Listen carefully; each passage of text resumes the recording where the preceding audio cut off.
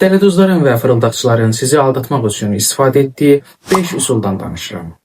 Ekrana yaxın əyləşin, sonuncu çox vacibdir. Belə videoların davamının gəlməsini istəyirsinizsə, bəyənib paylaşmağı unutmayın. 1. Rəsmi üslub. Belə şəxslər adətən bahalı rəsmi kostyumlar geyinirlər, sizi ilə rəsmi üslubda davranırlar və rəsmi üslubda danışırlar.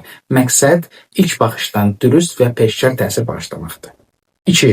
Yuxarı vəzifəli şəxslərin adlarını çəkmək. Onlar özlərini elə aparırlar ki, sanki yuxarıda güclü əlaqələri var, güclü tanışları var, yuxarı vəzifədə oturan qohumları var. Belə şəxslərlə qarşılaşanda ilk növbədə özünüzə bu sualı verin. Bu qədər güclü əlaqələri olan şəxs niyə sizin pulunuza və ya köməyinizə ehtiyac duysun? 3. Az düşünmə taktikası.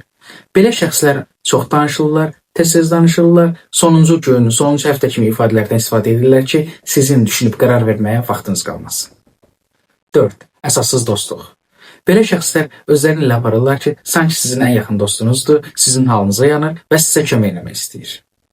5-ci və ən vacib məqam, şirinlikləşdirmə taktikası. Belə şəxslər sizə həqiqət ola bilməyəcəyi qədər yuxarı məbləğlər, böyük pullar vəd edirlər və ya bu pulları qazanmaq üçün asan üsullar vəd edirlər. Məqsəd sizi əsl təhlükədən yayındırmaqdır. Mən Vəkil Cavanşir, izləmədə qalın.